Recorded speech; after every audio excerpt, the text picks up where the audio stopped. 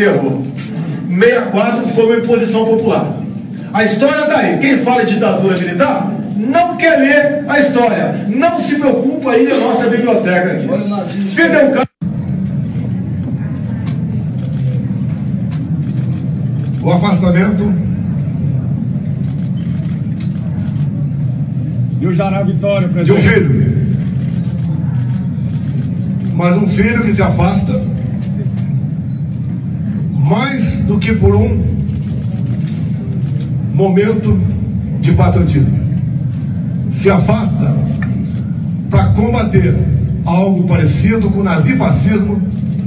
O Jean Willis cria uma narrativa de perseguição política, certo? Vira ativista internacional. É a vitimização máxima, certo? Até, olha, não estranhe se ele pedir refúgio. Não estranhe, porque ele é concedido ao imigrante por fundado temor de perseguição por motivo de grupo social ou opiniões políticas. E quem que dá as diretrizes globais para o refúgio? A Acnur, o Alto Comissariado das Nações Unidas para Refugiados. O que ele vai virar, o Jean Willis? Ele vai virar um embaixador da oposição no estrangeiro. Ele sai de ser um pária no Brasil para virar um pseudo-herói lá fora. Só que nós vivemos uma ditadura do judiciário. Fazer uma tirania, e uma tirania perfeita, uma tirania travestida de democracia que prende aquelas pessoas que criticam as pessoas dentro das instituições. Prova de que é um discurso falacioso de que a gente vive uma ditadura e uma tirania do judiciário. A prova tá aqui na minha frente. A prova é o Adrilles.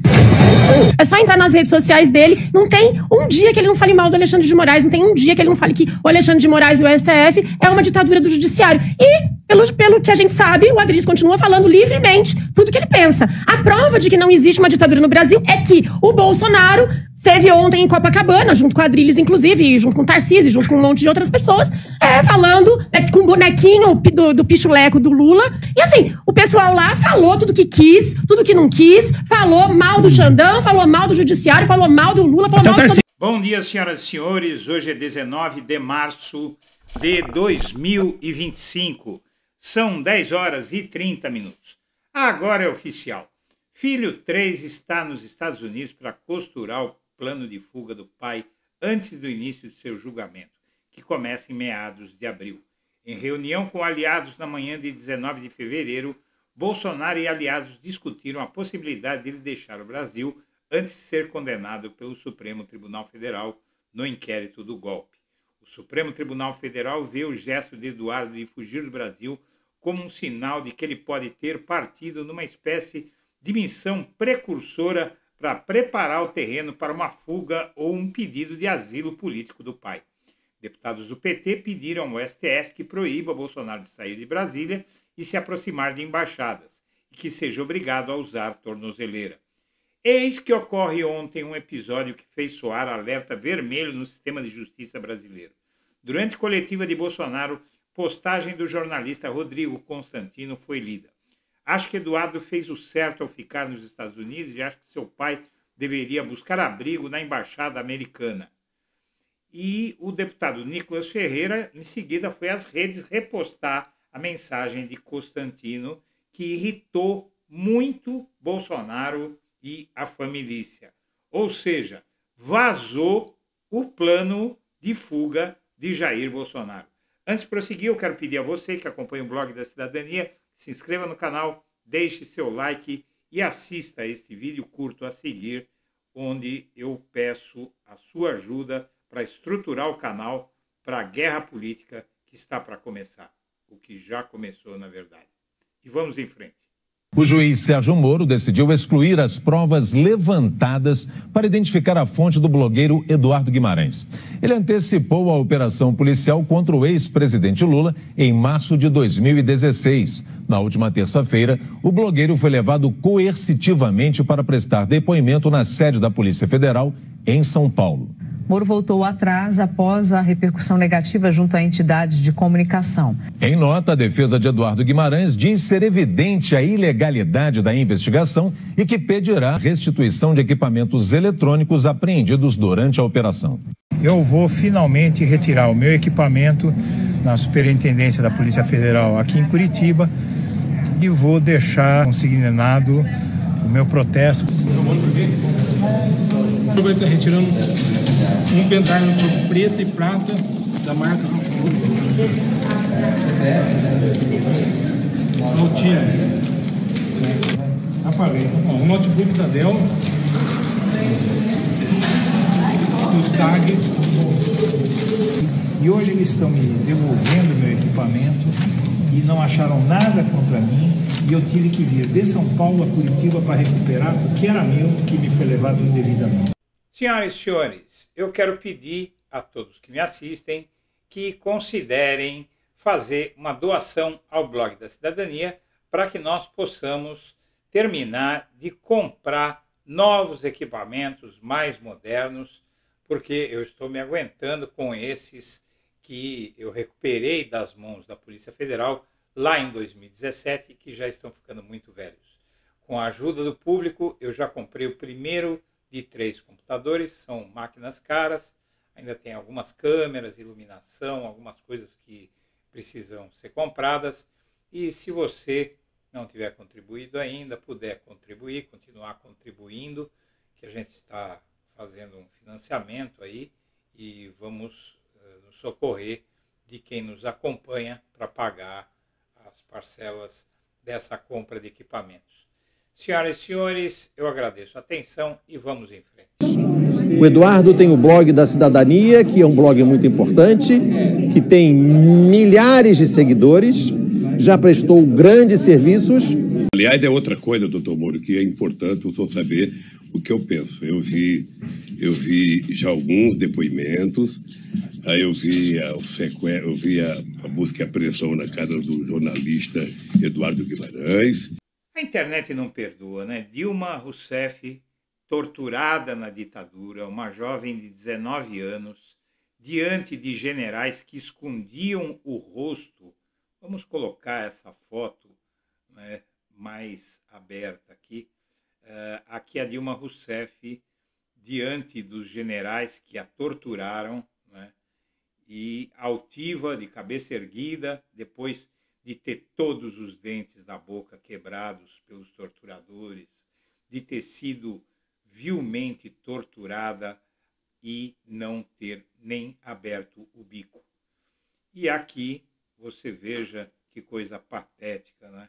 Um homenzarrão desse tamanho chorando por nada, porque nada aconteceu. No mesmo dia em que ele dizia que ia acontecer e fazer no Brasil, ia ser preso, ditadura, nazifascismo, chorando, nada acontece, e aí ele fica sem ter o que falar, sem discurso.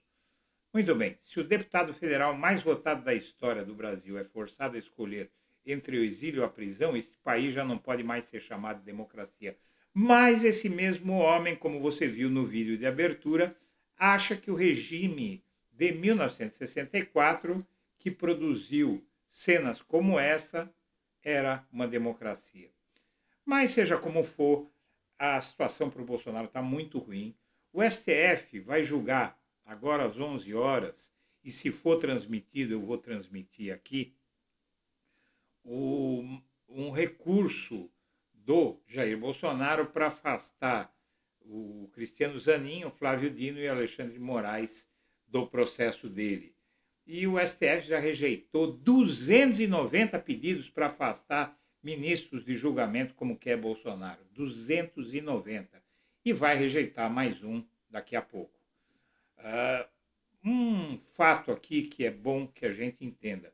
O site do STF, ontem mesmo, foi alvo de ataque hacker com 5 milhões de acessos, mas não caiu. Tentativas de derrubar a página aumentaram junto com os ataques ao STF e aos ministros da corte. A página do STF sofreu esse ataque, o plano era sobrecarregar o sistema de informática para ele sair do ar. Não funcionou, mas essa tentativa de ataque ao Supremo, ela preocupa, tanto que o STF reforçou também a segurança física e finaliza plano detalhado para o julgamento da denúncia contra Bolsonaro. No próximo dia 25, a primeira turma decide se torna o ex-presidente réu por trama golpista e teme um ataque. E, na verdade, nós estamos muito longe de ser uma ditadura. Pelo contrário, há até uma certa tolerância exagerada, porque esse sujeito falando, instigando a população como ele está fazendo, vai fazer surgir novos homens-bomba.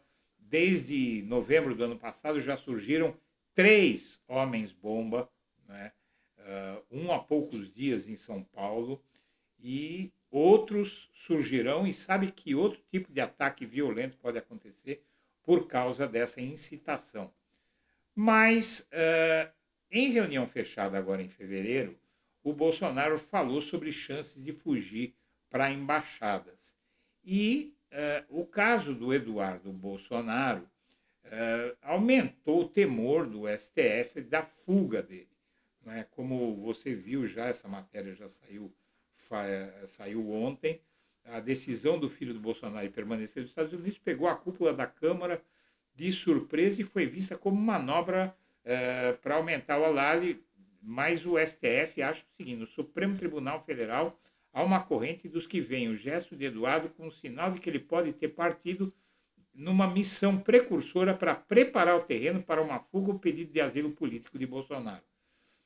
E deputados do PT e de outros partidos, inclusive, estão pedindo ao STF que proíba o Bolsonaro de sair de Brasília e se aproxime de embaixadas, porque ele já discutiu, aliás, ele já esteve abrigado numa embaixada em fevereiro de 2024, quando o STF quis confiscar o passaporte dele, ele correu e se trancou na embaixada da Hungria, né? É bom que a gente se lembre disso. E agora, aliados radicais dele sugerem que ele peça asilo na Embaixada dos Estados Unidos. O fato é que vazou.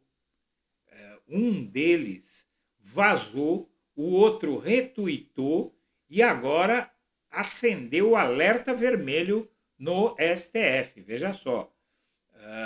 O Nicolas Ferreira publica o seguinte: me lembro que na campanha eu dizia o seguinte: se a gente perder é triste, mas se Bolsonaro perder é uma tragédia. A situação no Brasil é anormal e tirânica. E aí ele retuitou um post do Rodrigo Constantino. Acho que o Eduardo fez o certo ao ficar na embaixada, ao ficar nos Estados Unidos. Eu acho que seu pai deveria buscar abrigo na embaixada americana. É uma ditadura. Fazer política é normal. Fazer política normal é aceitar a falsa premissa de que há qualquer espaço para a normalidade hoje. Não há. Toda resistência precisa de exilados, né? Então aí está muito claro que há sim uma cogitação de fuga. O próprio Eduardo Bolsonaro deu a entender isso. Está tudo muito claro e agora vamos ver o que as autoridades vão fazer, porque realmente, pelo menos o Jair Bolsonaro, a partir do momento que vire réu, ele deveria ter mais restrições a se movimentar. Ele não deveria poder deixar Brasília, no mínimo, é a menor das hipóteses. Qualquer tentativa de deixar Brasília, mas em Brasília mesmo fica a embaixada dos Estados Unidos, né? E outras embaixadas. Então, essa medida, e proibir que ele se aproxime de embaixadas e proibir que ele saia de Brasília, essa medida é urgente e aqui o prognóstico do Blog da Cidadania é que cedo ou tarde isso vai acontecer, porque se ele tentar fugir, vai ser antes de terminar ou até mesmo de começar o julgamento dele, que vai começar em abril próximo, no mês que vem. Senhoras e senhores, eu agradeço a atenção e deixo meu abraço para todo mundo.